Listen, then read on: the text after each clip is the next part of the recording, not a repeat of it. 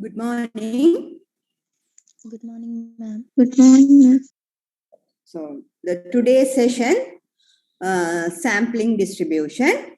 This is very important for the next two sections. We are going to study about the estimation procedures and the hypothesis testing. So the understanding of the sampling distribution is very important. Then only you can take you can get the understanding about the statistical estimation and the statistical hypothesis testing.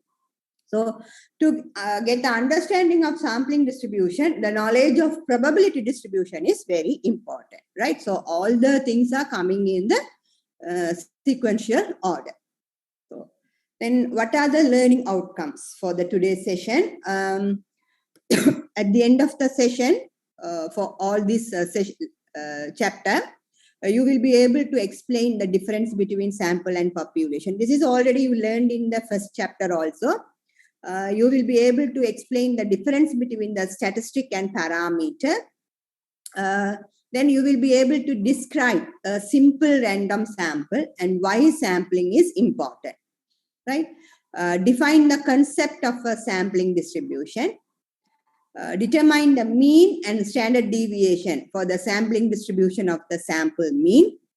Describe the central limit theorem and its importance, and you will be able to determine the mean and standard deviation for the sampling distribution of the sample proportion, right? So after this first four things, then these two things are very important for because we want to use this sampling distribution of the sample mean and the sampling distribution of the sample proportion for our estimation procedures and for the hypothesis testing procedures, right? So first we will briefly look at the meaning of the population and sample. So already as it is we learn in the chapter 1, the population is set of all the items or individual of interest, right? Suppose we want to identify or we want to calculate the proportion of male proportion of the voters in the next election. How many percentage of male voters are in the next election? So if we want to calculate the proportion of male voters, then we have to look at we have to consider all the likely voters in the next election. That means the age 18 and above and who registered in the personal registration department, right? So those are our voters in our Sri Lanka context. This is the criteria to become as a voter, right? So now we have to take all that list and look at how many voters, all the voters, including male and female, and out of that, how many male voters. Then we can calculate the proportion, right? Then all parts produced today, right? Now we want to identify how many defective items in the today production, right?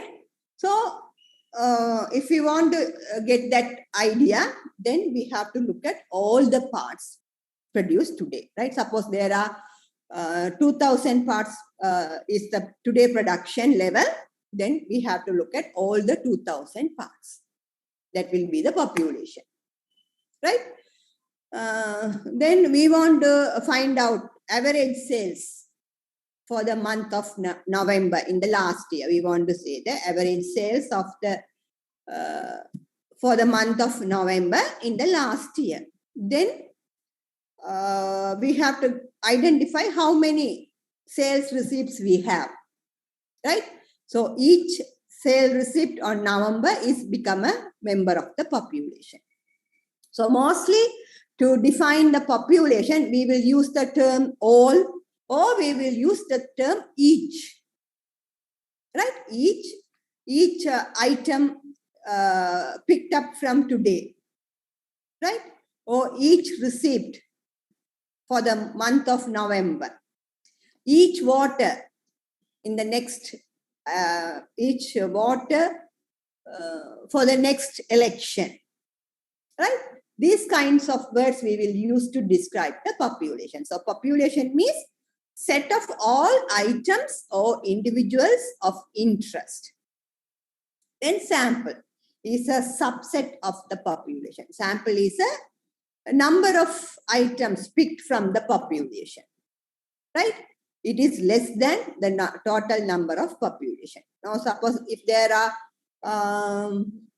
around 150,000 voters, around 300,000 voters, then if we select 1,000 voters selected from a random for the interview, then that is as a sample. The sample is 1,000 voters selected at random for the interview, right? Then we want to a few parts selected for destructive testing, right? Because now we want to look at the average lifetime of an electrical bulb. Average lifetime of we want to make some decisions regarding the lifetime of a newly marketed electric bulb. So here we cannot take all the bulbs, because if you want to identify the average lifetime, then if all the bulbs we take it as a sample, then what will happen? All our production will be destroyed. So in that cases, only few electrical bulbs we are selecting, and we are observing how long is the lifetime. So on that one, we have the destructive testing.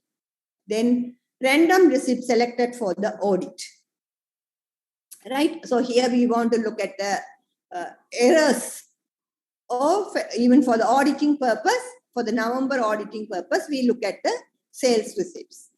So it is because if there are a very large number of receipts are there, then only we are going to take a part of the receipts for auditing purpose. So what we are doing, we are selecting from all those receipts, a few receipts we are selecting randomly. This is some procedure of sampling selection. Randomly we are selecting. That means without any bias, each and every receipt has equal chance to become a member of a sample, right? So this is the way of describing the population and samples. Okay. Why we need a sample? Mainly, there are 3 points we are considering. Less time consuming than a census. What is a census means? Considering all the items in the population, all the items or all the individuals in the population. Each and every member in the population, we have to consider for a particular study. That is a census, right? So if we take a sample from that population, then for that particular study, the sample will take less time consuming comparing to the considering a population, right? Then less costly to administer than a census. It will take very less cost to administer than a census. Cost also, time consumption and the cost. These two are the very important, right? Then if we make the less cost and if we make the time consumption, what about our precisions of the results based on the sample? That is also we have to take care, right?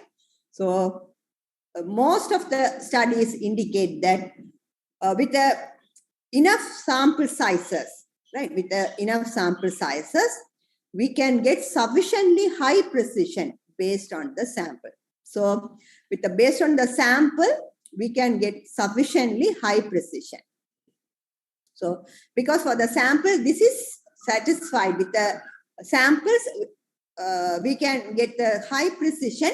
So the benefit, rather than looking at census, there are less time consumption and also less cost. So because of this benefit, we are considering a sample rather than considering a population.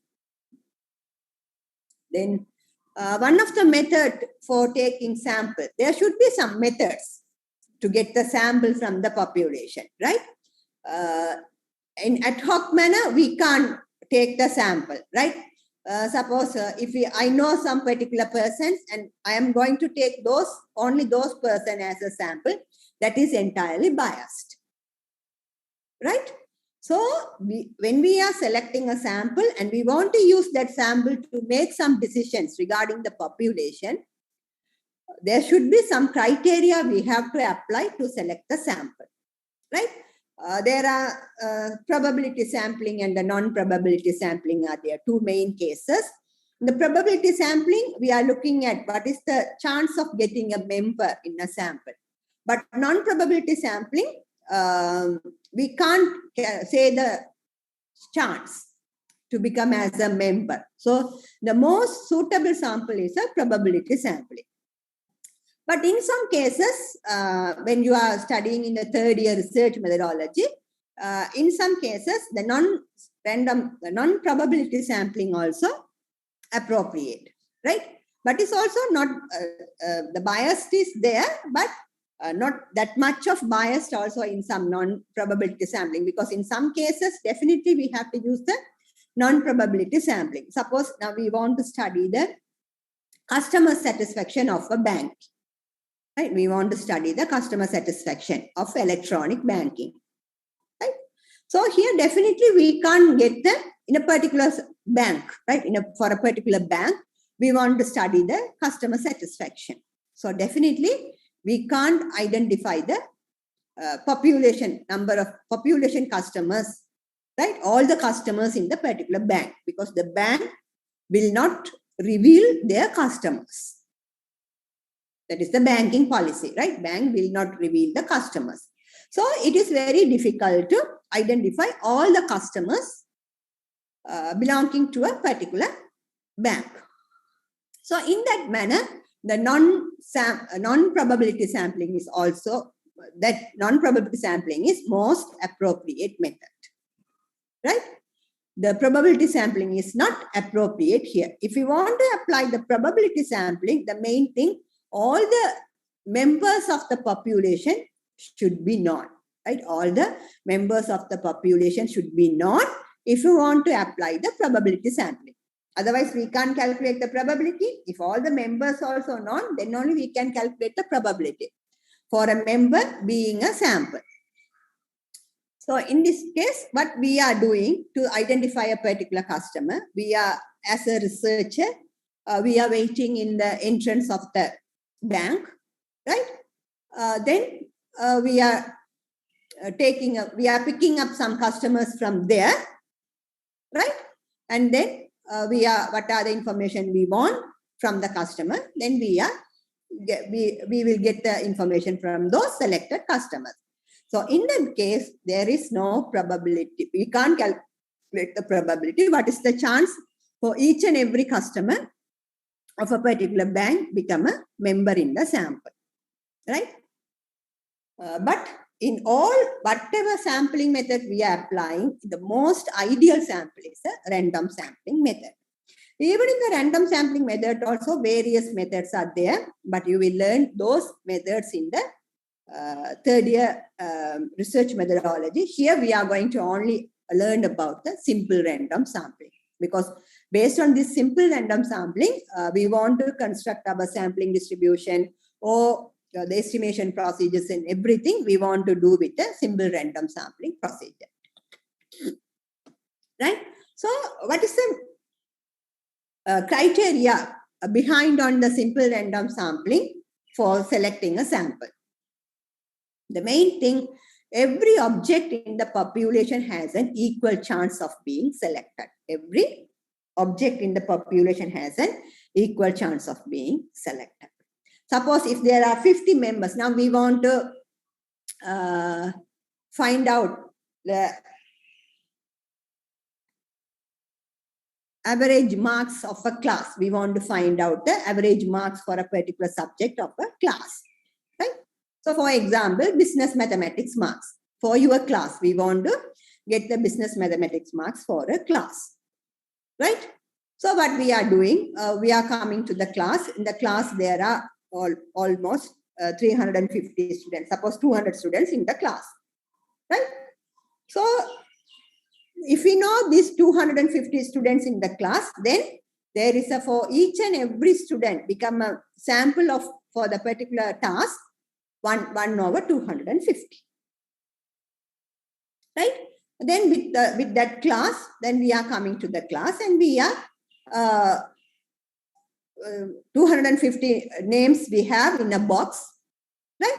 And we are calling a student, and we want to ask the student, select these 25 numbers, right? We have a numbers, and we write the numbers in a piece of paper and roll that paper and put all those 250 rolls in the box, and we shake that box, and then we ask a student, or we ask some students, and we want to ask them to select some of rolls from that box. Then we will look at those numbers, and we ask those students, what is your mathematics marks? Then using those marks, we can estimate what is the sample marks we can, for 50 students we selected, what is the average marks of 50 students, right? Then we can use that information to get the average marks of the student population for the particular class. So this is the method we are using, the random sampling method. So the main concept, each and every item in the population has an equal chance of being selected. And main thing, if it is a random, means objects are selected independently, right? So if I am selecting the students who I know those students, if I select, then that is not a random sample, right? I don't have any idea about selecting the sample, right? I thought each and every student has an equal chance of becoming in my sample, then that will be the random sample. So objects are selected independently. So how we can select independently, right? Suppose if I am without any procedure, if I am taking some students, picking up some students, that will definitely biased, right? So what we are doing, we can use a random numbers table, right? In a statistical book, you can find out there is a table which consists of numbers, rows, and columns, right? Then from that random numbers, we can select those numbers, 50 numbers. And based on those 50 numbers, we can select the students. Or we can generate the numbers using some computer programming, right? From those numbers generated from the computer programming, then we can select the students. So a simple random sample is ideal against which other sample methods are compared, right? Then another two main concepts, often we are going to use in the forthcoming sections, parameter and statistic. This is also already we learned about. A parameter is a numerical descriptive measure of a population. That numerical measures are already we learned the mean, standard deviation, proportion, right? These are some examples of the numerical descriptive measures. Median, mode, all are numerical descriptive measures. If we calculate all those numerical descriptive measures, then that is called a parameter, right? So a parameter is a numerical descriptive measure of a population. Because it is based on all the observations in the population, its value is almost always unknown, right? Now, if we want to look at the average earning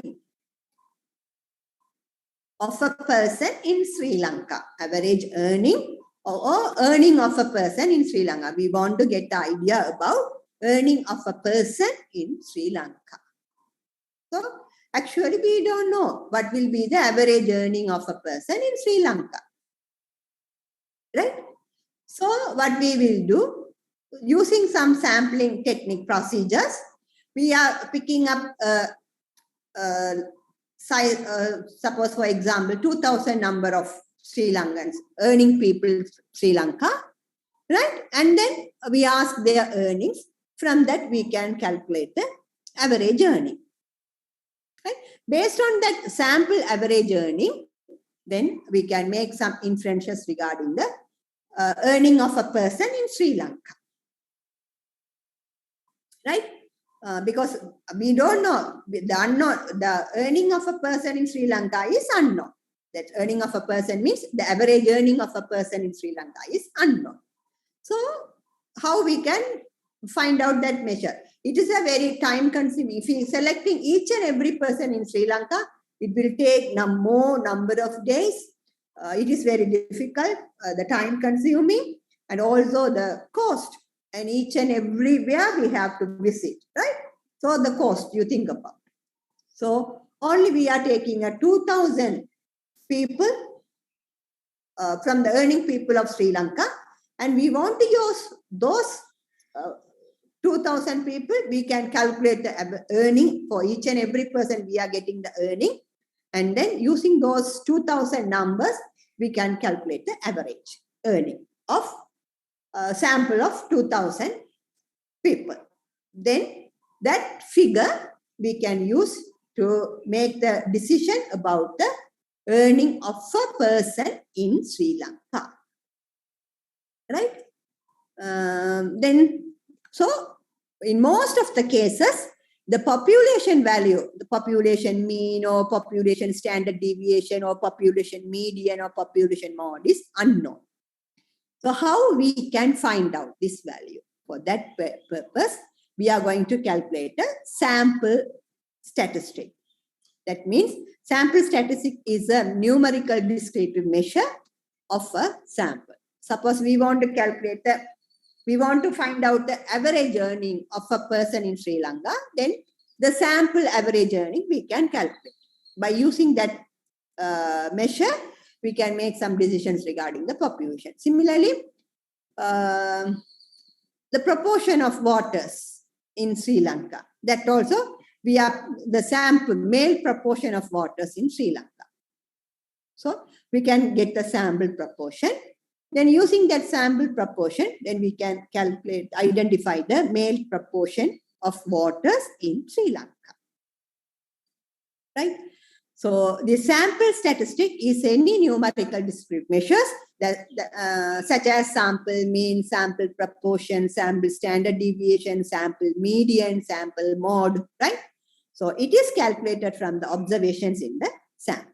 So parameter is calculated from all the observations of a population, but sample statistic is calculated from the sample obtained from the particular population.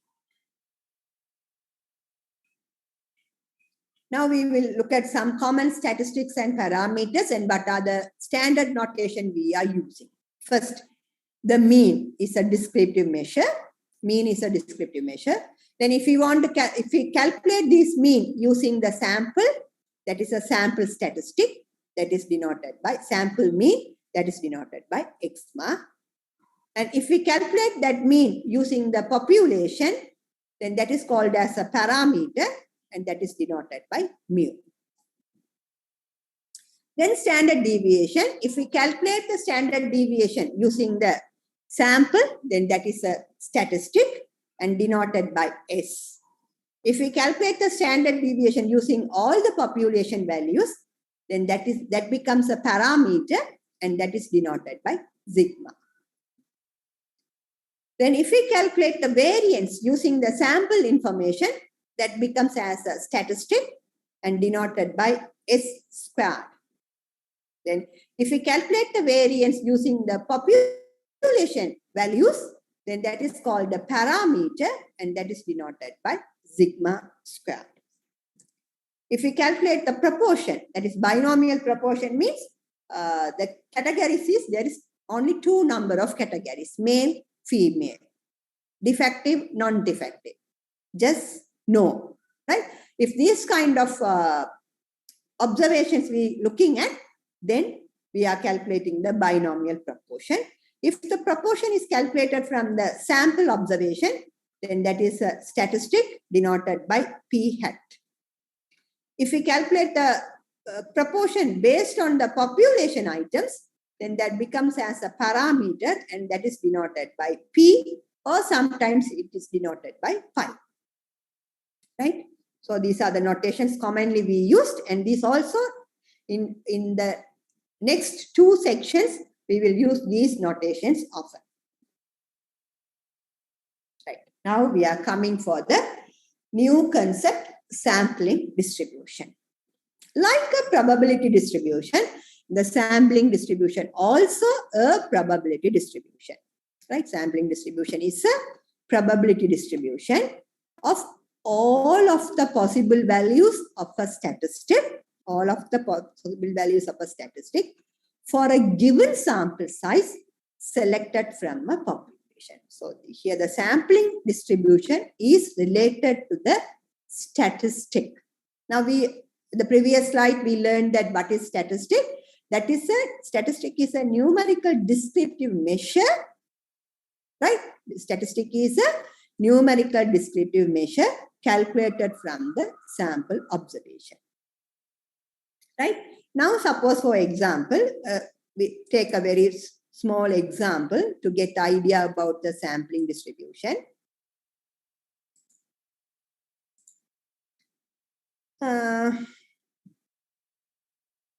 Now say that we have a 3 employees, very small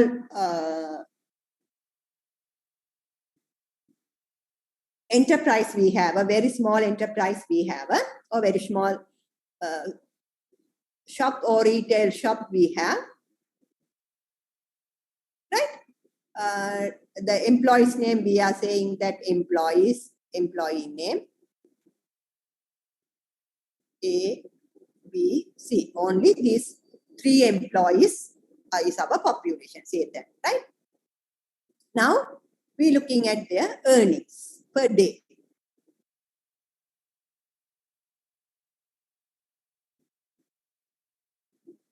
Based on the hourly, we are calculating the earnings, right? Here, hourly payment we are making, right? So, earning per day. So, per hour, no, per day,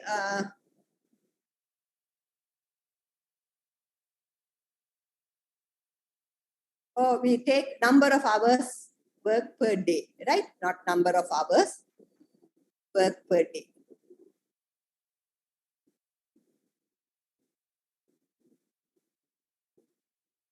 Right? Say that A is working for 4 hours per day, B is working for 8 hours, and C is working for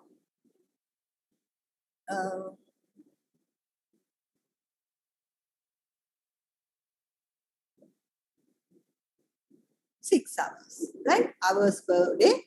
So here, this is employee, hours working per day. Now that is we are denoting by a X. X is a random variable because this hourly number of hours worked per day is changes from employee to employee. A is working only in our enterprises is 4 hours. B is working only for 8 hours. C is working only for 6 hours. Right? So now we denote that X denotes the number of hours number of working hours of an employee, right? Number of working hours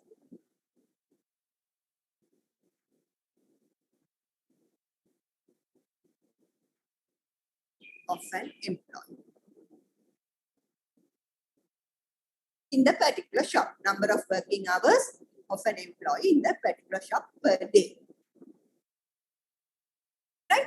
Now what we want to select? We want to select, we want to select 2 employees, right?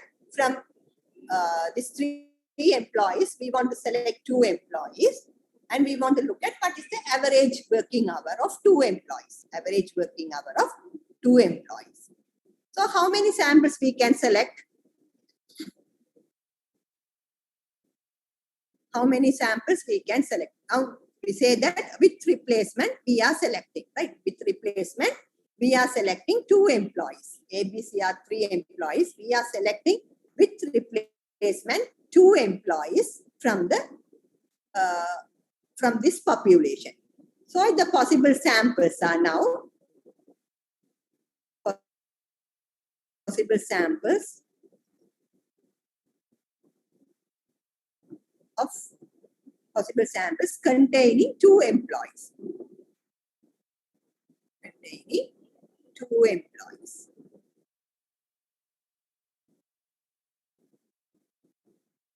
So it will take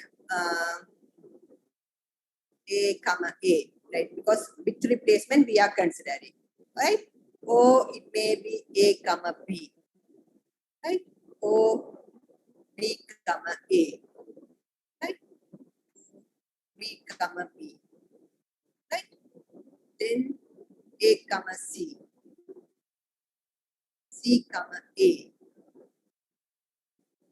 C comma C, then B comma C,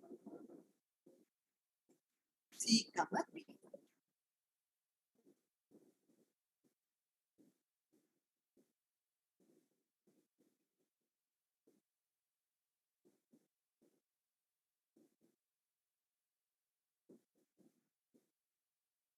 Right? So how many possible samples of 2 employees? We are selecting 2 employees with replacement, right? So 1, 2, 3, 4, 5, 6, 7, 8, 9.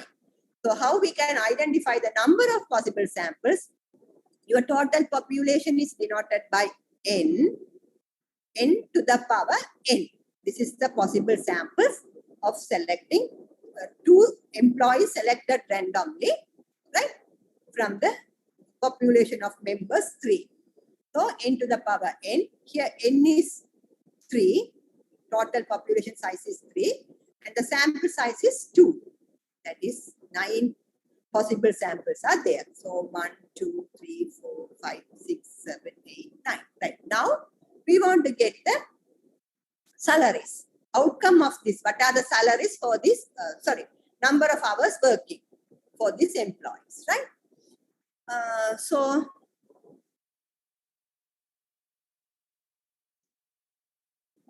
outcome of the sample.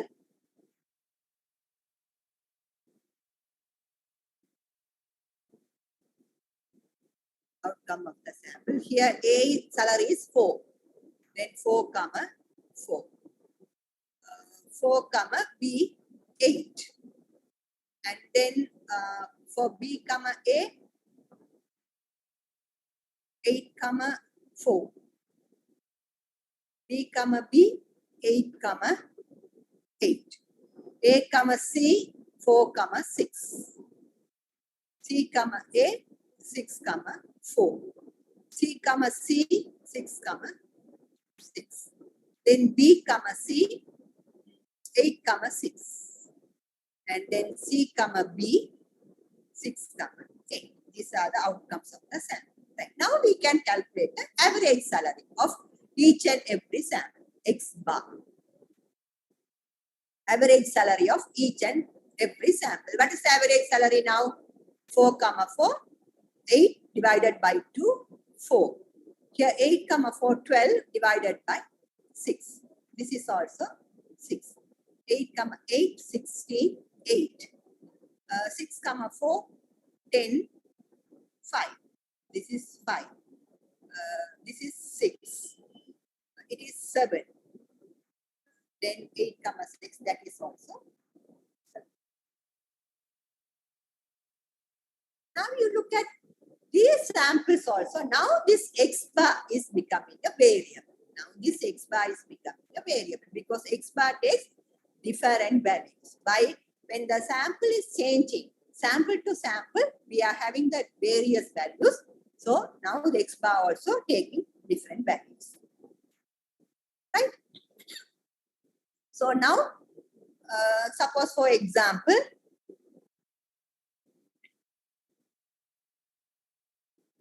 a part I'm going to erase it.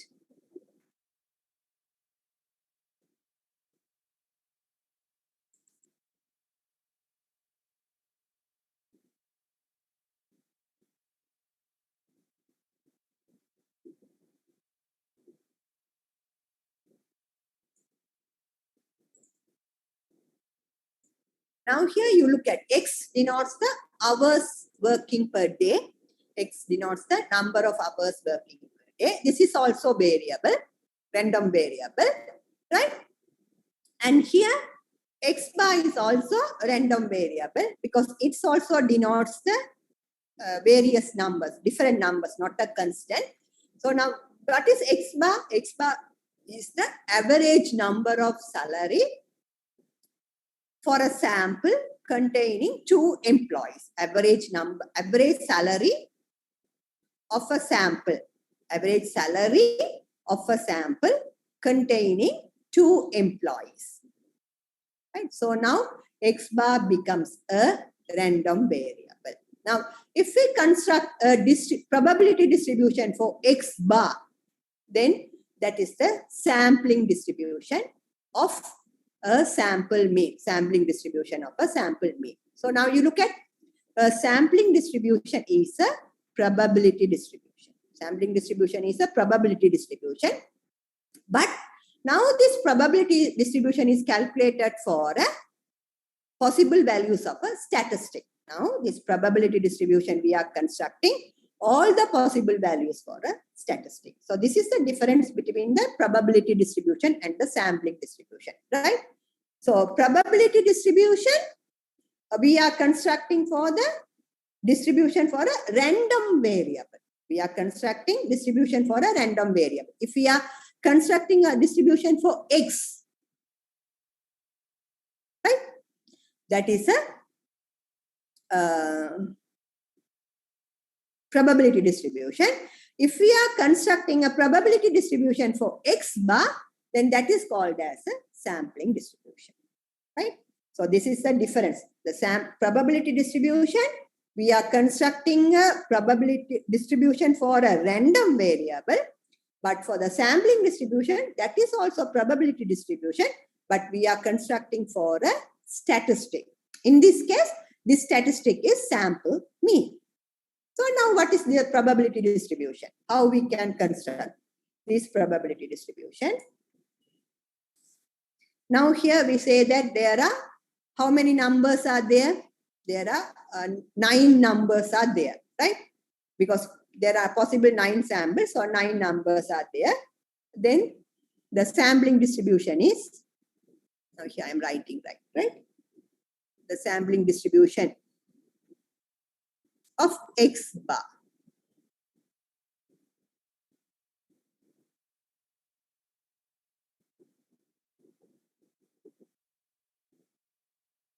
So for construct the sampling distribution of X bar, here we have to list all the possible values taken by X bar and the corresponding probability.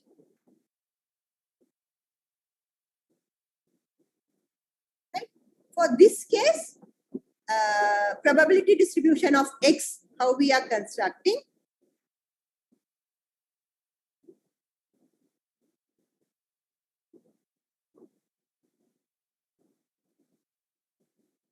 Here, X possible values taken by X and probability of X is equal to X. Now you look at here X, but here we have X bar. Right? Suppose here if we are having the proportion, then sampling distribution of proportion. Right? So here what are the possible values for X? In this case, 4, 6, 8. So when X is equal to 4, 1 over 3. X is equal to 6, only one value, 1 over 3. And X is equal to 8, that is 1 over 3.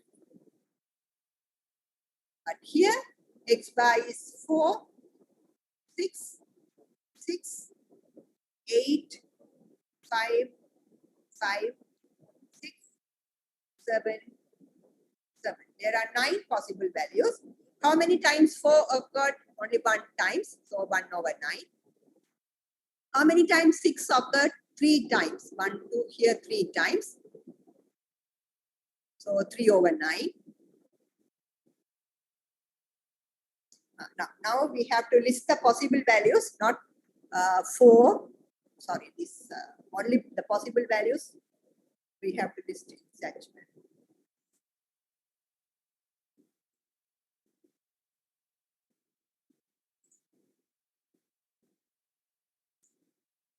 Four is there, then 5 also there. 6 there, 7 is there, and 8 is there. There are only 4 possible values for the average salary, average number of working hours of an employee with a sample of 2 members, right? Then 4, only 1 time occurred, so 1 over 9. 5, how many times occurred? 2 times, so 2 over 9. And 6, how many times occurred? 3 times, that is 3 over 9. 7, how many times occurred? 2 times, that is 2 over 9. And 8, how many times occurred? 1, that is 1 over 9. So now if we add this, total probability should be 1, that is 3, 6, 9. 9 over 9, that is 1. Here also 1 over 3, the total probability is 1. Probability distribution, only we are looking at the random variable, but the sampling distribution, we are related to the statistic. The statistic may be sample mean or sample standard deviation or sample proportion. These are the things we can do. So now we look at the sampling distribution. That is also a probability distribution of all the possible values of a statistic for a given sample size selected from a population. Right? So if we want to construct a sampling distribution, then you have to identify what is the appropriate statistic and what are the possible values appropriate for that statistic based on the given sample size, and then you can calculate the probabilities. Right? So now this simple example explain the sampling distribution of X bar and the probability distribution. Right? Now we are coming the sampling distribution of a sample mean. This is very important for most of the calculation. The sampling distribution of a sample mean is very important, right? Right. Now we are based on the previous explanation. Now we are take another example.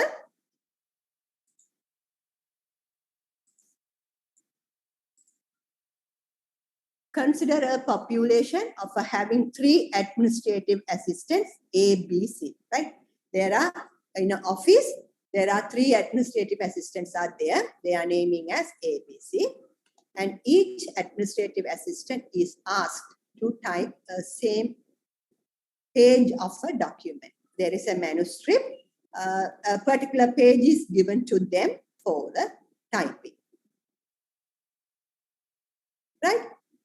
The following table shows the number of errors made by the administrative assistant, right? The following table shows the number of errors made by the administrative assistants, A, B, C. The number of errors are, for A, the administrative assistant made 3 errors. Administrative assistant B made 2 errors, and administrative assistant C made 1 error. Then the same as it is the previous example, 2 administrative assistants is selected randomly with the replacement from the population. Right. Now, how many possible random samples containing 2 administrative staff can be selected from the population? Unmute the mic and tell, based on the previous example, how many possible random samples we can select containing 2 administrative staff? 9. 9. How we can calculate?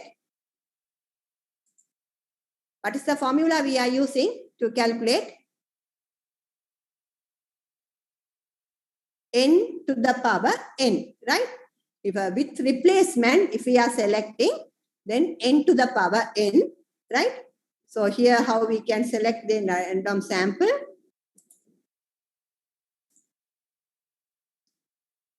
N to the power n, number of possible samples you can select.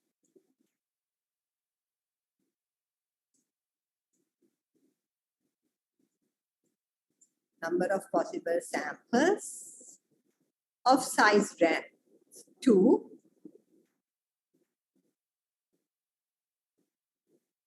is n to the power n, where n is the population size. Now, what is the population size? There are 3 members, A, B, C, right?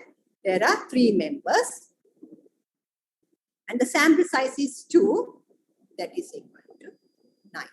So here, n, the number of population size.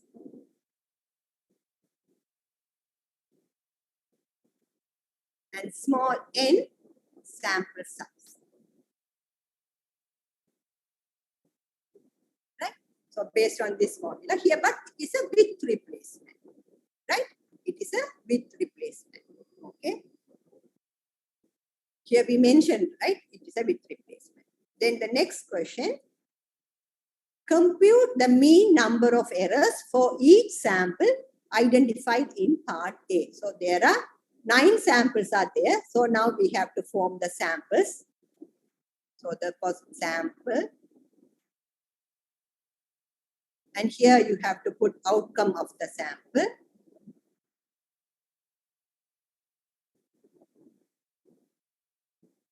And here X bar. X bar is a mean number of errors.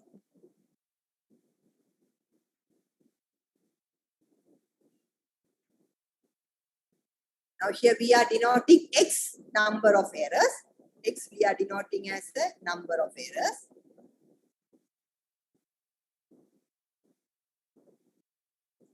And X bar, mean number of errors of sample size 2.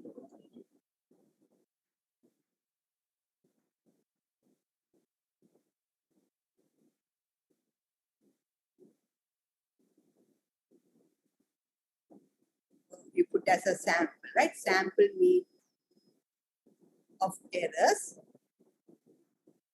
Sample mean of errors.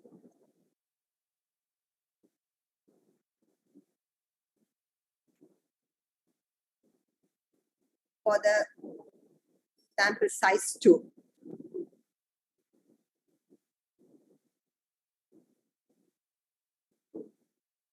With sample size 2.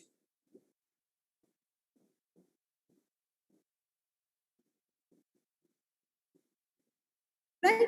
So now we are list out our sample. A comma A. Because it's a width replacement, A comma B. B comma A. B comma B. B comma C. C comma B. Right? C comma C. A comma C. C comma A. There are 9. So when A comma A, the number outcomes of the sample are 3 comma 3. Then A comma B, 3 comma 2. 2 comma 3. 2 comma 2. Then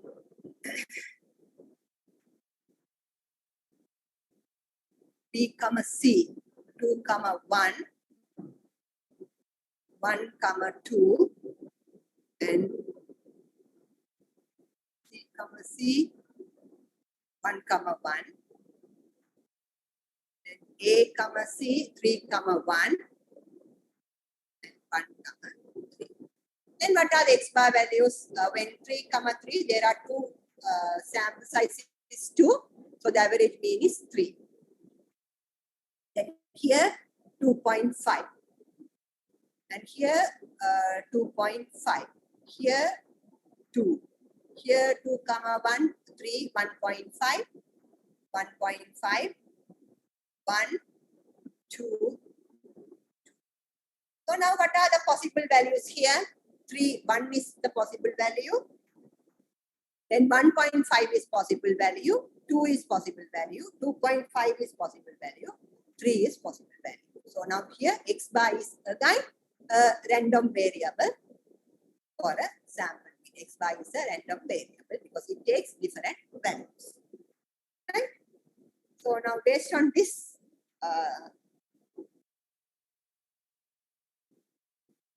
sample mean, now we can answer the next question. Construct the probability distribution, right? Now onwards, we will read it as a sampling distribution of the mean. Why here? Actually, we are naming this one. This mean is obtained from the sample, right? The mean is obtained from the sample. So instead of probability, we are using as a sample. Right? Mean is that because we want to calculate the probability distribution for the mean based on all possible samples containing 2 administrative assistants. Now we want to get the probability distribution for the mean based on all the possible samples containing 2 administrative assistants. So to distinguish your normal probability distribution and the probability distribution for the mean, this mean value is obtained from the sample. This mean value is obtained from the sample. So that's why now the probability is naming as a sampling. Right? So now the sampling distribution of X bar.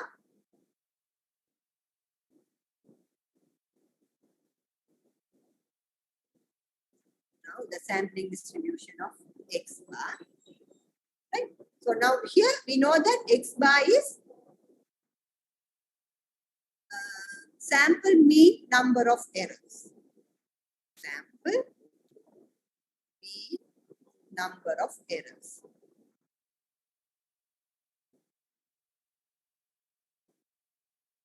Right? So now to construct the sampling distribution, we need the possible values of table. We can put it in the table because it is also the discrete random variable. So we can put it in the table X bar and probability of X bar is equal to X bar. Now what are the possible values?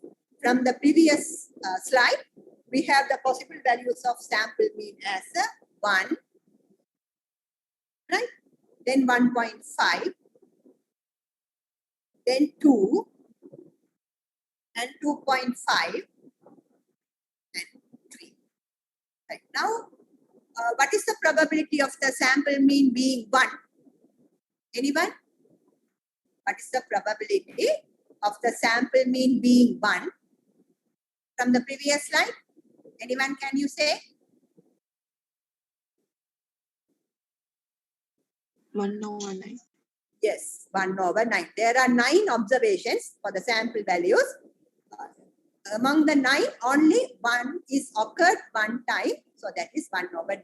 For 1.5, what is the probability? 2/9. 2/9. It occurs 2 times. So 2/9. For 2, 3/9. 3/9. For 2.5, 2/9.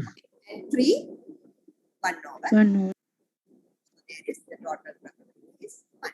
So now this is the sampling distribution of X bar, right? So if you want to ask to calculate the sampling distribution of X bar, but you have to get what is the statistic we are considering, and what are the possible values for that statistic, and what are the corresponding probabilities, right?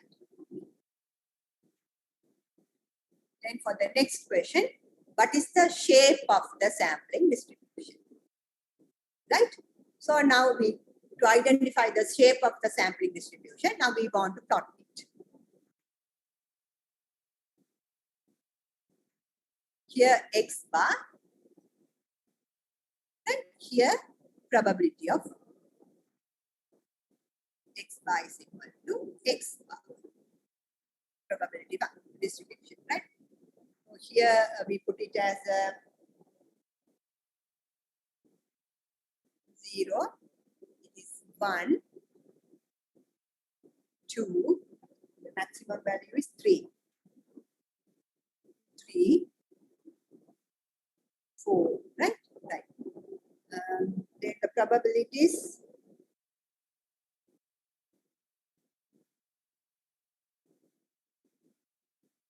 over 9, it has 1/9,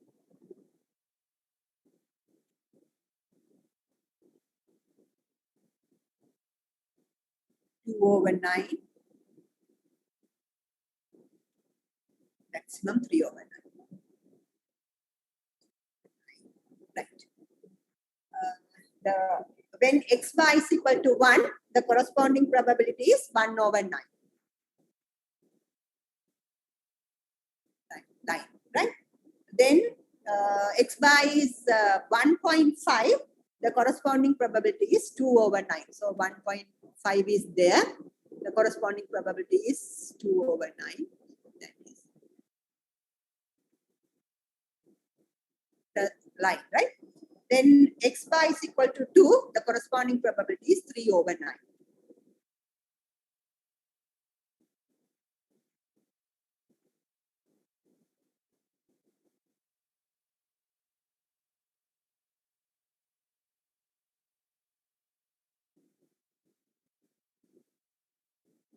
To draw carefully, right?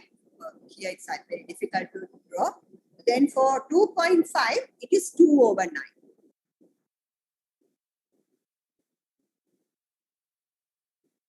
Right? And for 3, it is 1 over 9.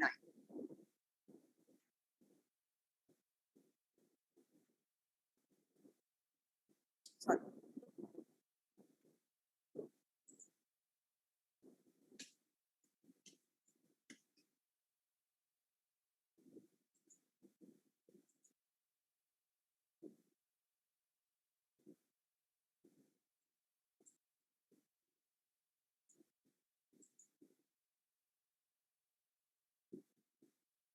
It is 1 over 9.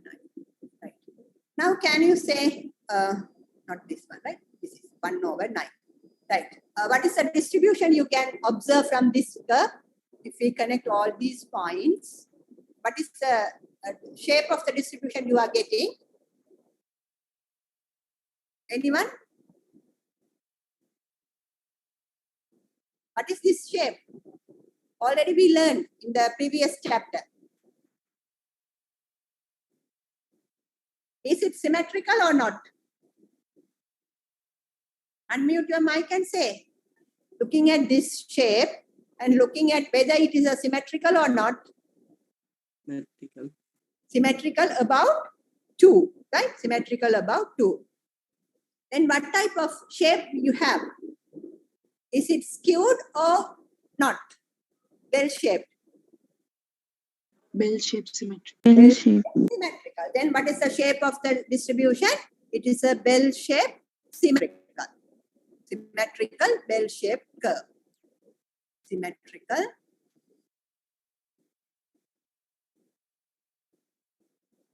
bell-shaped. So the shape of the distribution, symmetrical bell-shaped. Right? This is the answer for this question. So to identify the shape, we have to take what are the possible values for x bar that you plot in the horizontal axis, and you take the y-axis, the probabilities obtained for these x bar values, and then you can.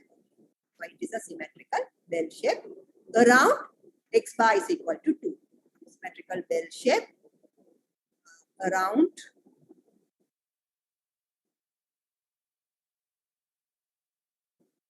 x bar is equal to 2. Right? When x bar is equal to 2, from this one it is a symmetrical, right?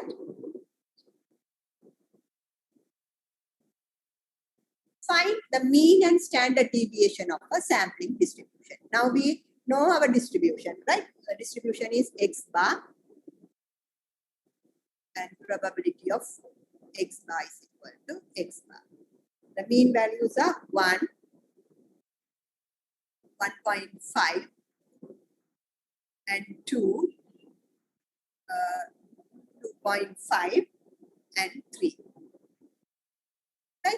And the corresponding probabilities are 1 over 9 and 2 over 9, 3 over 9, 2 over 9 and 1 over 9. And how we can calculate the mean and standard deviation, that is x bar into mean is equal to, right? Now we have the formula Ex for a probability distribution. The mean is the expected value, that is summation of x into probability of x equals x. So here we have to get the EX bar because we are asking mean and standard deviation of sampling distribution. So EX bar, that is summation of x bar into probability of x bar is equal to x bar. The same formula, right? So now we have to get x bar into probability of x bar is equal to x bar.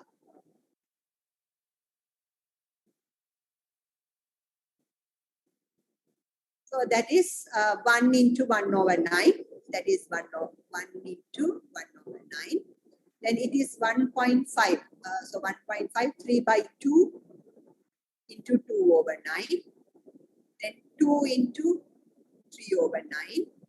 Then 2.5, 5.2 into 2 over 9. Then 3 into 1 over 9. So that is equal to 1 over 9. And then 2 to 3 over 9.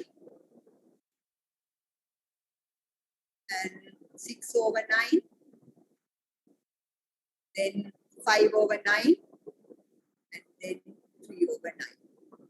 So from when you are adding all these multiplication, you will get summation of x bar into probability of x bar is equal to x bar.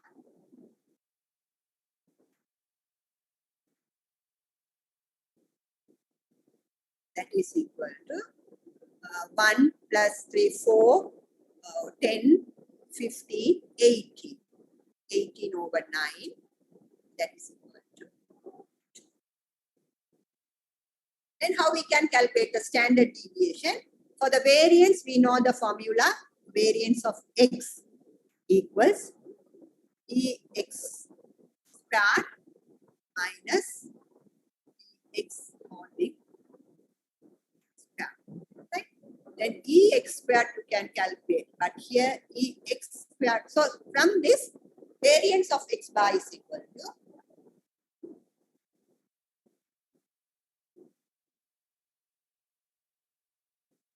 instead of x, now we have x bar squared minus expectation of x bar.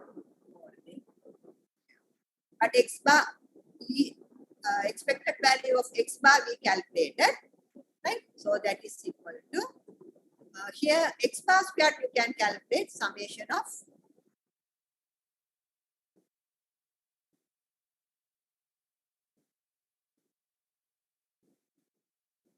x bar squared into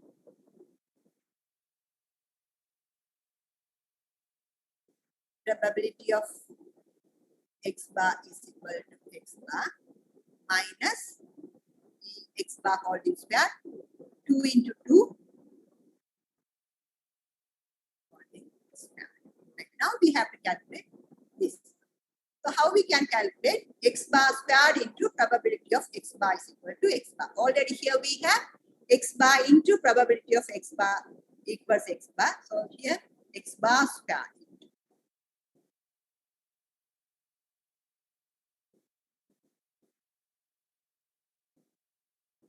This one should be multiplied by x bar again, right? So x bar into x bar squared. Already we have this one. So if we multiply this term by x bar, then you can get this term. So 1 into 1 over 9. Then 3 by 2 into 3 over 9. And for this 2 into 6 over 9. Then you take 2 by 2.5 by 5 by 2 into 6 over 9. Then it is 3. 3 into 1 over 9. Sorry, 3 into 3 over 9. It is 1 over 9, 3 over 9, 6 over 9. It is 5 over 9. And 3 into 9. So when we are adding, simplifying this one, 1 over 9. Then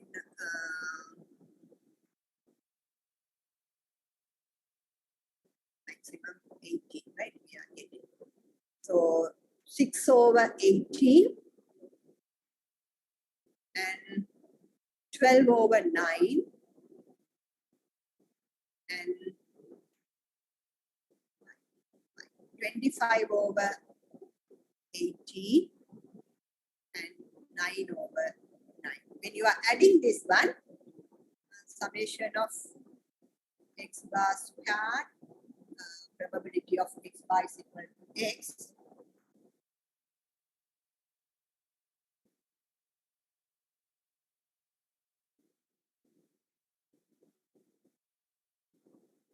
Is equal to, if you make all the denominators as 18, then 2, 8, 20, 45, 45 plus 18, 45, 55.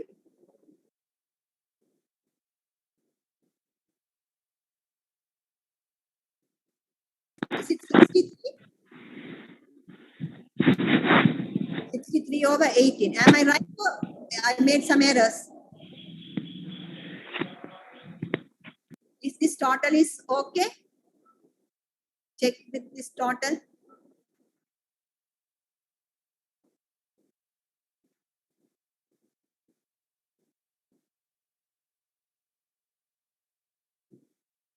Anyone?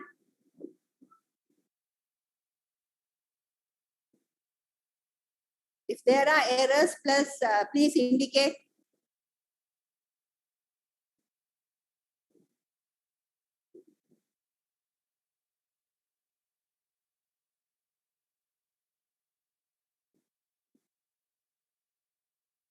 Right. I'm leaving it as a homework, then you complete it, right? Then compare the above mean and standard deviation with the population mean and standard deviation, right? So from this table, you can get the mean value and also you can get the variance value. Standard deviation from this table, you can get it. Now, to compare this one, compare with the population mean and population standard deviation. So in this case, how we can calculate the population mean? That is denoted by actually mu, that is equal to 3 plus 2 plus 1. There are 3 members in the population divided by 3. That is 4 plus 2, 6 divided by 3. That is equal to 2. Right? So now from this table also we got Ex bar. That is also 2. Ex bar is also, right? So and Ex bar is also. So from this we can say that population mean is equal to the sampling mean of the sample distribution. Equal to sampling distribution of the sample mean. Right? So this one we find out. Then for standard deviation, you have to calculate the population standard deviation. So actually population standard deviation, the population variance is calculated by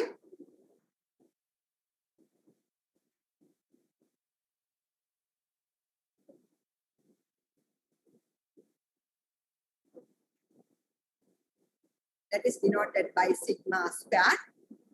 That is for the population case, it is 1 over n divided by summation of x I minus mu holding square. I is equal to 1 to n. Right? So here your sample population size is 3. Only for sample, it is n minus 1. But here we calculate for the population. So that is 1 over n. That is 1 over 3. Right? For the first observation x1, that is 3 minus mu 2.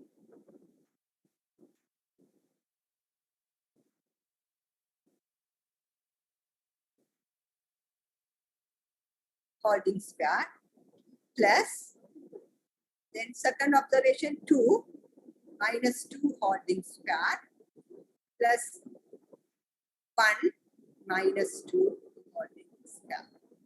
Right? That is equal to 1 over 3.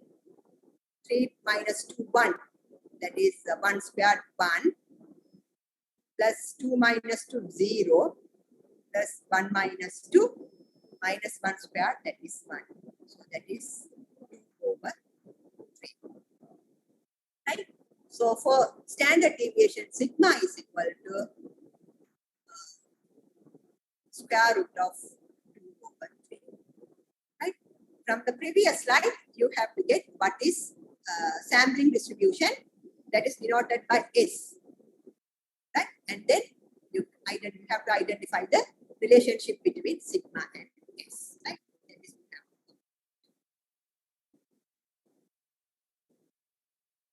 right? So now that is a specific case. Now we are coming for the general case, right? So generating the sampling distribution of the sample mean. How we are generating the.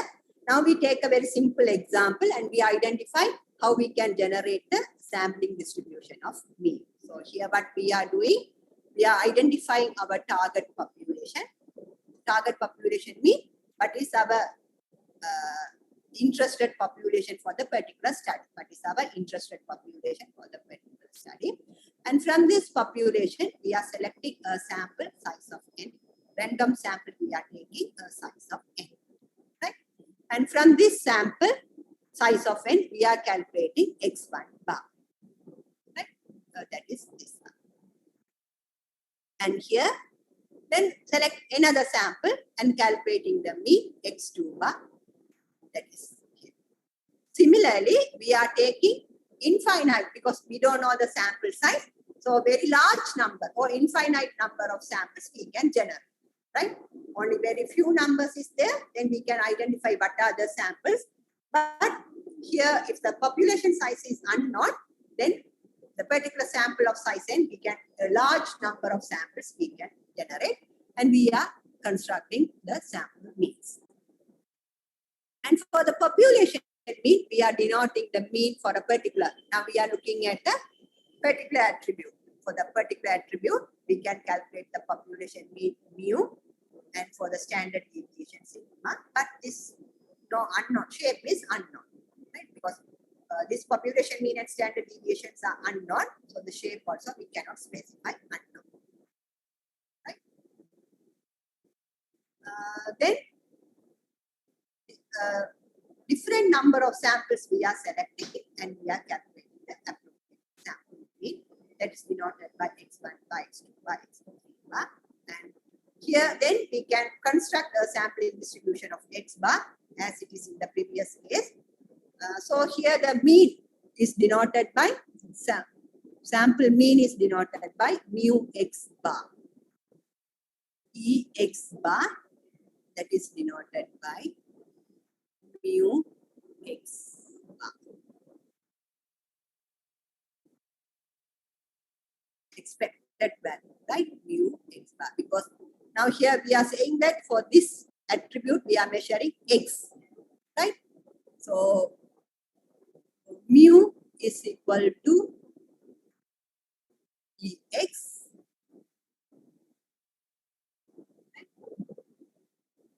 Sigma squared is equal to variance of x, right?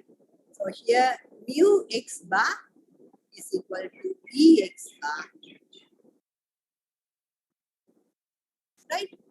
Then sigma x bar is equal to variance of x bar, square root of variance of x bar. Here sigma is equal to square root of variance of x.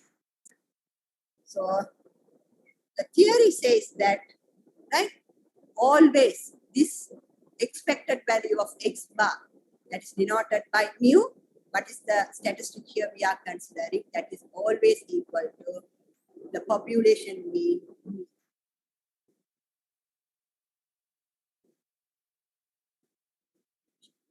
Right now, you take the previous slide.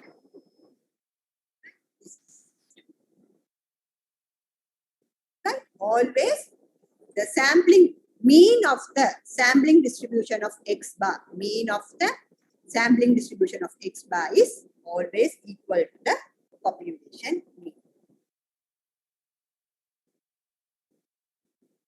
Right? This is. Then the standard deviation of the X bar, standard deviation of the sampling distribution of X bar, this is denoted by this one, that is equal to sigma over square root of n.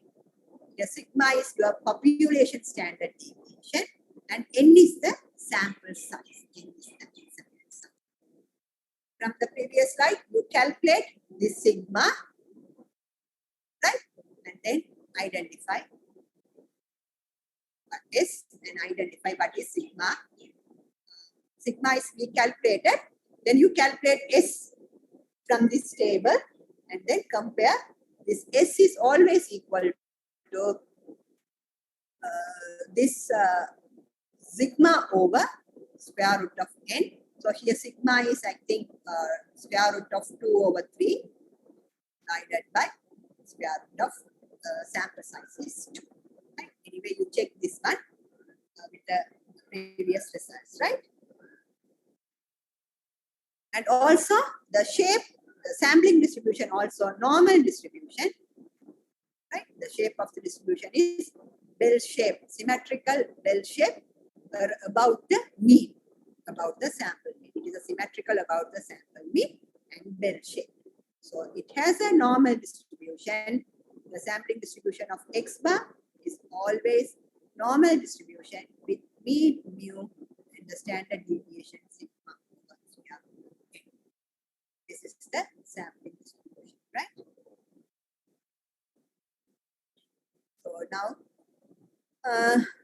so from the previous slide, we take n random samples of size n, right? N size of random samples we are taking, and we are calculating the use observation x1 up to xn from a random sample. We are selecting a random sample, and which random sample have observation x1, x2, xn. Then the sample mean of those observation is calculated by 1 over n, is equal to 1 over n.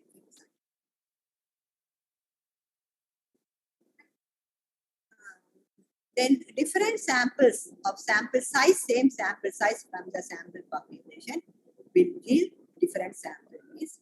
First sample size x1 bar, second sample, the sample mean of the second sample x2 bar, the sample mean of the third sample x3 bar. Right?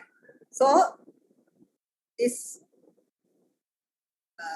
for sample mean to sample mean, the variability occurs. Right? This value is different from this value. This value is different from this value. Right?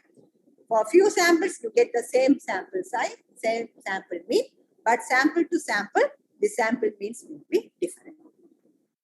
So the measure of the variability in the mean, the measure of the variability in the mean from sample to sample is given by standard error of the mean.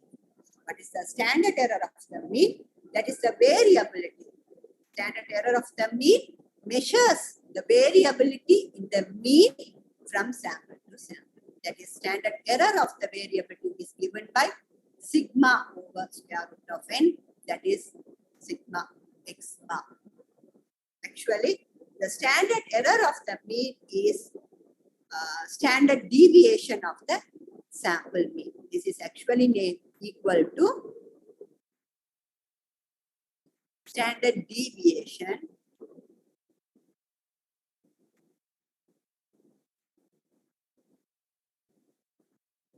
the sample mean. Standard deviation of the sample. Because the terminology here we are using standard error. And instead of standard deviation for the sampling mean, we are using the standard error.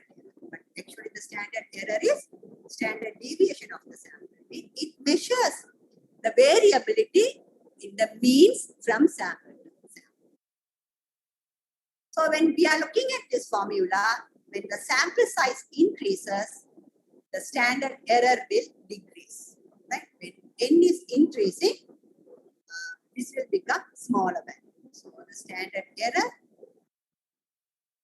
of the mean decreases when the sample size increases.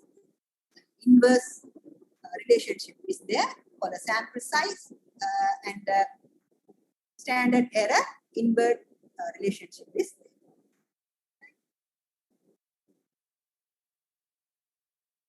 Then if your population distribution is known, that is if the population is normal, right? If the population is normal to this distribution, then suppose we have a population mean with mu and the standard deviation sigma, then x bar also normal distribution, right? Now say that if x has a normal distribution, it is the random variable, right?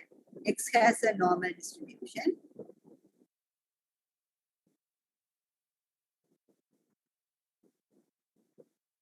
With mean mu and standard deviation sigma. Mu and the standard deviation sigma. Then x bar is also has normal distribution. From this we can say that x bar has normal distribution.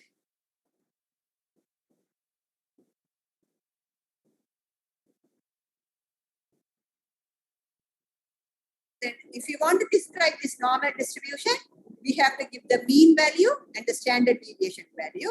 So here the mean value is mu with mean of the x bar distribution is mu and the standard deviation of x bar, that is standard error, right? Normal distribution with mean mu and the standard deviation, that is sigma x bar is sigma over square root of n. Right?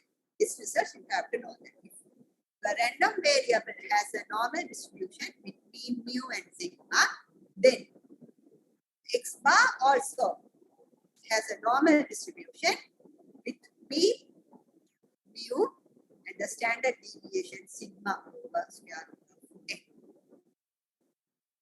When this rule is applicable, your population is normal distribution. The population is a normal distribution, then we can derive the sampling distribution of the sample mean, right?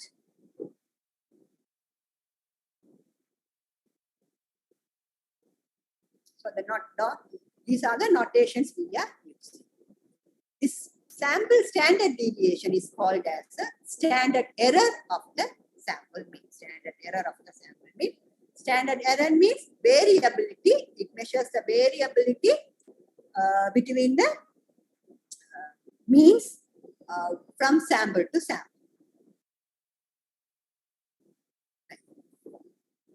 Then how we can standardize Z value for a sampling distribution? How we can calculate the when population is normal, right? How we can calculate the Z value for the sampling distribution?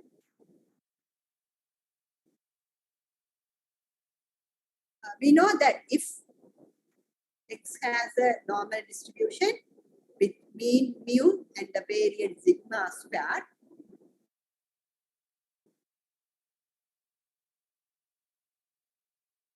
then Z equals X minus mu over sigma. Right? Now, from the previous slide, if X has a normal distribution, then X bar also has a normal distribution. That mean also mu, but the variance sigma squared over n.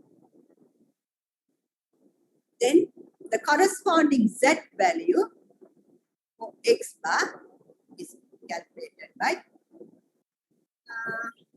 X bar minus mu. Here also mu, but variance square root of sigma square over n. Right? So that is equal to X bar minus mu divided by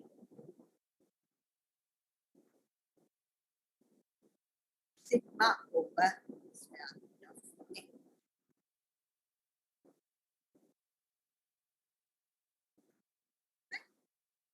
That formula. Right?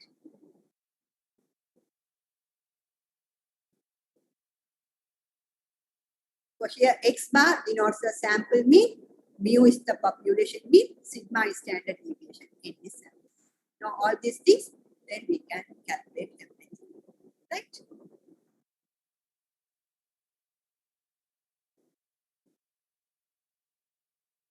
So this is the standardizing the sample distribution. Now this ZX bar from this formula, that the corresponding X bar has normal distribution with mean 0 and the standard deviation 1.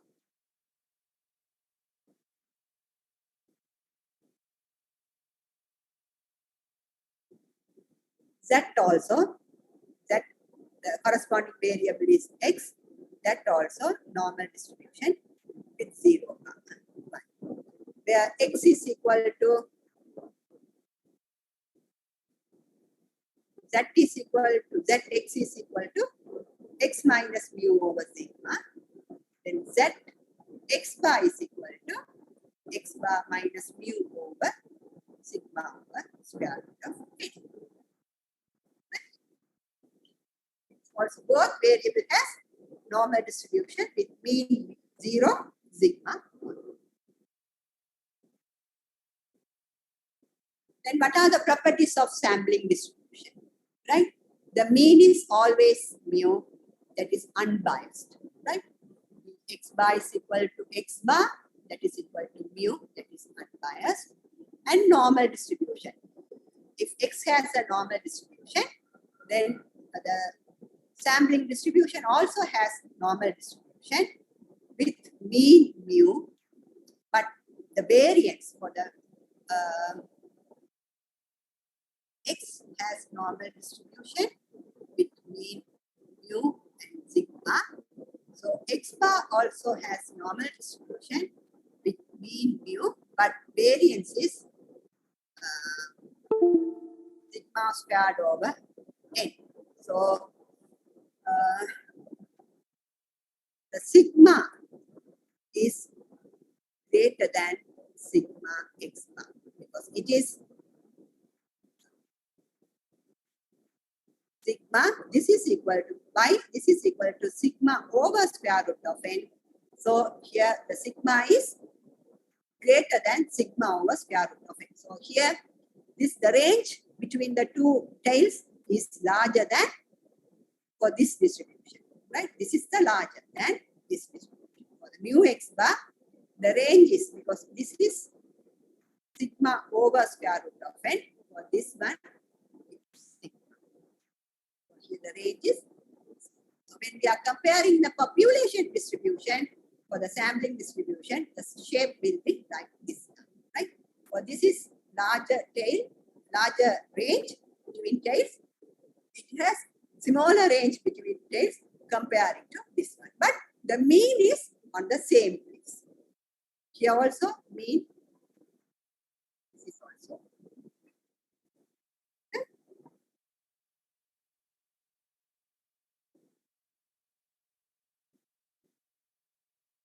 When n increases, sigma X bar decreases. When the sample size increases, what will happen?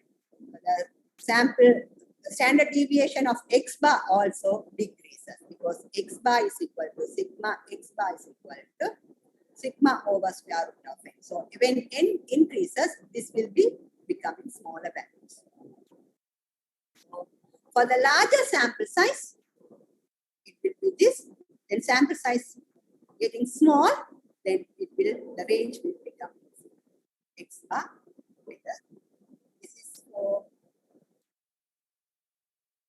sigma over square root of sample size is 5, then this one. If sample size is 3, then sigma over square root of is 3. It will become 0. If sample size increases, the length between the two tails will decrease.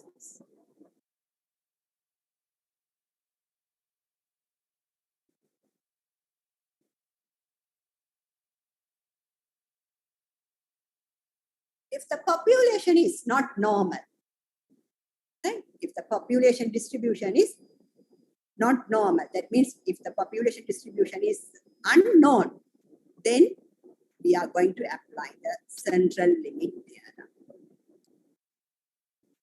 Right? So the central limit theorem says when the population mean is unknown, right? The sample means from the population will be approximately normal as long as the sample size is large enough. This is the central limit theorem, right? Central limit theorem says when the population distribution is not normal, the sample means from the population or the sampling distribution of the sample means will be approximately normal as long as the sample size is large enough. In this case also, the mean of the sampling distribution is mu. Standard deviation or standard error is sigma over square root of n. That will not change. Right? For the small sample size, we can't say that. Only for the enough large sample size, only you will get a symmetrical bell shape around the population mean. Right?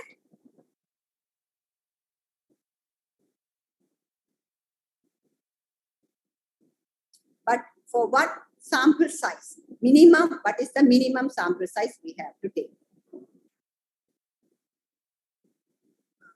For n, 30 or more than 30, for n, 30 or more than 30, for any kind of population distribution, the sampling distribution will become normal. N greater than or equal to 30. So the sampling distribution properties, central tendency mu, the variation sigma over square root of n. This is for population. It is a say skewed distribution mu, right?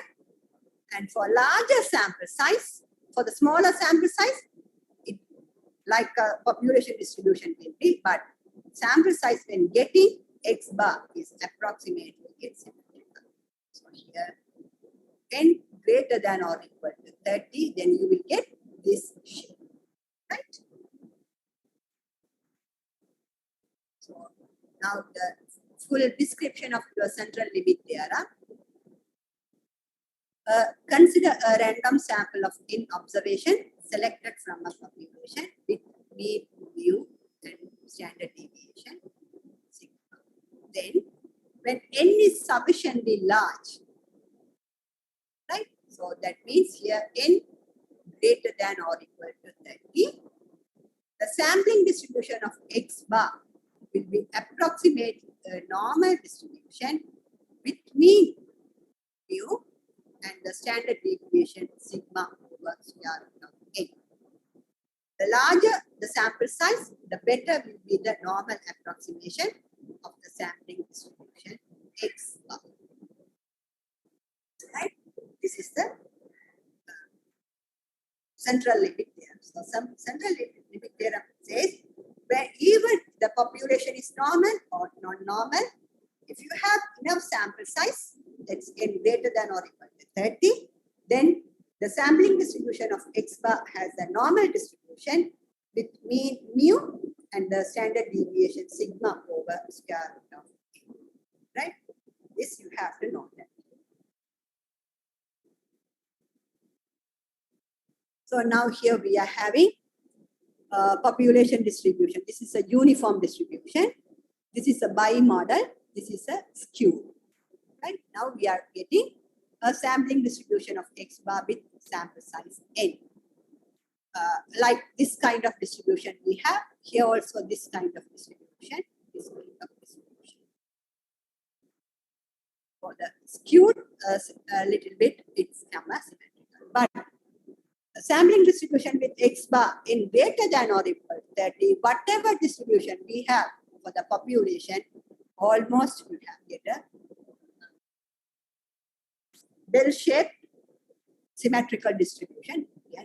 This is the sampling central limit. Says now you saw this one becomes this. This is also becomes this.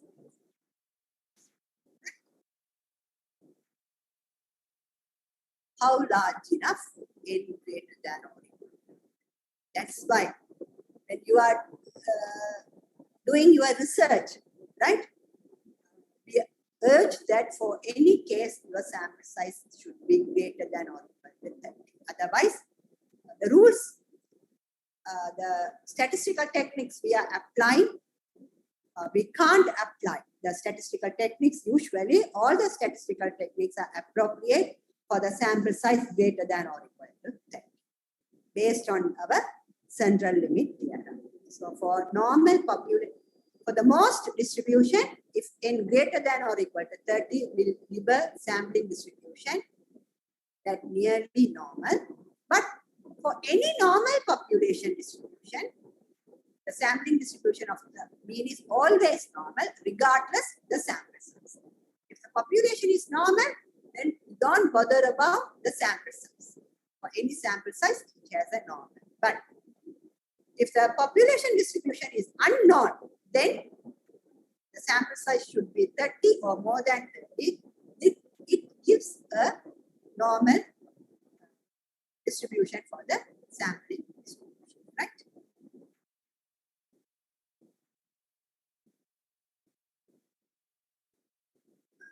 For example, now we have a population has mean 8 and the standard deviation sigma. Suppose a random sample size of N36 is selected. Now we are going to calculate the probability that the sample mean is between 7.8 and 8.8. Now we say that X, it has we don't know that whether it has a normal distribution because they didn't mention about it, right? Only the population has a mean.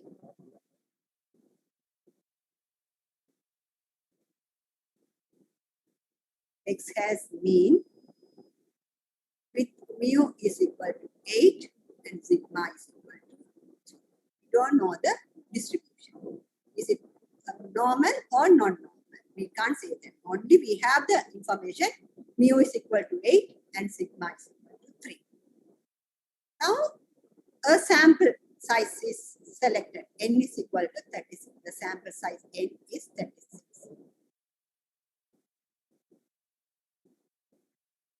Is selected from this population. Right? And also, we want to get the probability that the sample mean. So, probability of X bar.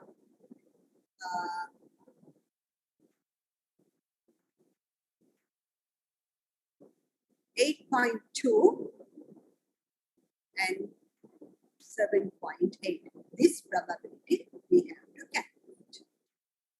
This probability we have to calculate. So if we want to calculate the probability, this distribution we have to know. So what is the probability distribution of X bar?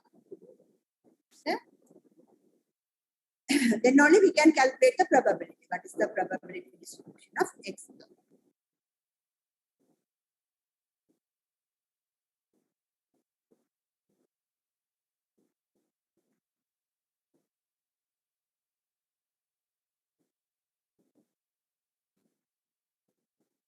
Is probability distribution means here sampling distribution.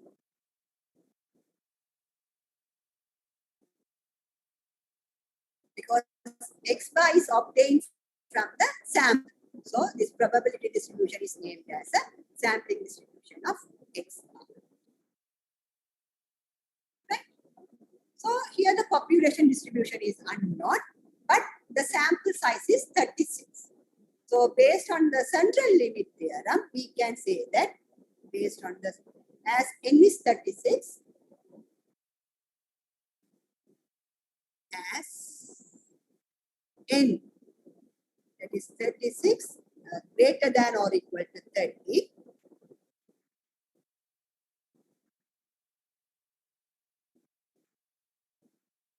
we can say that based on the central limit theorem,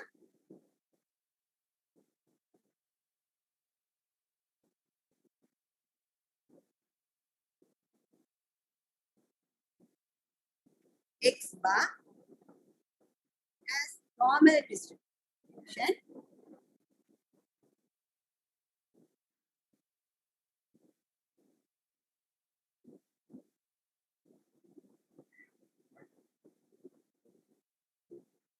with mean mu equals mu X bar, with mean mu X bar is equal to, what's the population mean? 8. And standard deviation or variance, right? And variance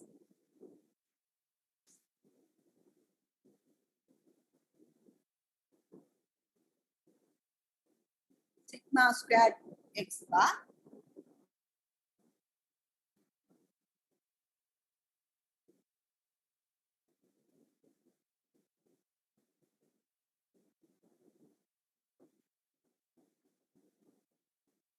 sigma squared over n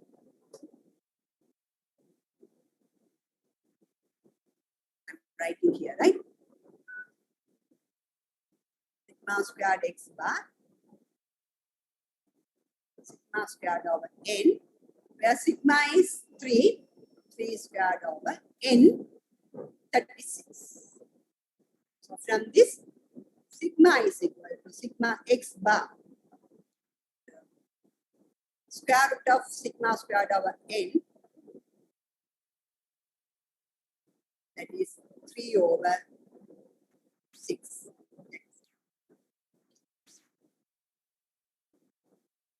Right? So now you, based on this result, now you can calculate the probability. So when you are coming to the next class, you have to bring the answer for this probability. I am leaving this as a homework. Right? Now we know the distribution. So X bar distribution, you know that X bar has a, from the central distribution, X bar has normal distribution with mean, population mean 8, and the variance sigma squared, 3 squared over 36. Sigma squared over n. So from this, you know that if you want to calculate the, so the probability, now this X bar has a normal distribution. So the corresponding Z values you have to calculate. So how you can calculate the Z X bar is equal to X bar minus mu over sigma over square root. And using this formula, when X bar is equal to 7.8, what is Z X bar?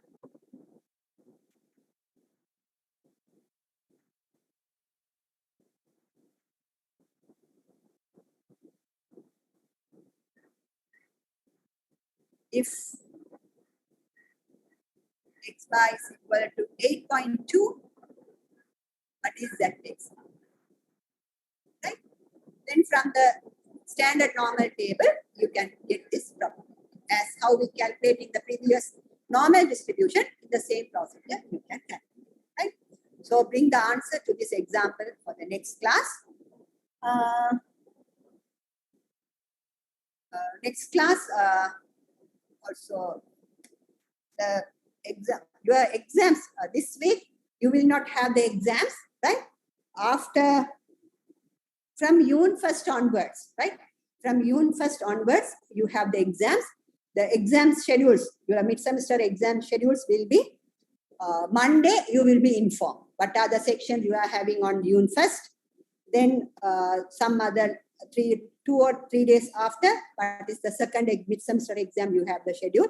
And everything we will be displayed this Friday or the Monday morning, I will display, right, for you. So this week, you don't have exams, but you prepare yourself, right? Then each and every 2 days, you will have the exams from all the sections, right? Maximum 4 exams you will have.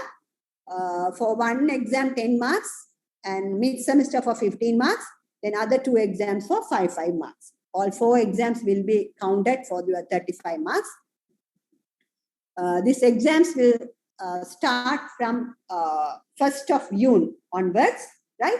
So the sections, what are the sections for we will cover for each and every section will be given this Friday or next Monday. This will be uploaded in your LMS, right? The schedule for the exams and the sections with the schedule will be uploaded in the LMS, right? So this week you don't have exams. Anyway, you will start to prepare yourself, right? So tomorrow morning also, you will have the lectures from 6:30 to 8:30. Class reps, the schedule is okay?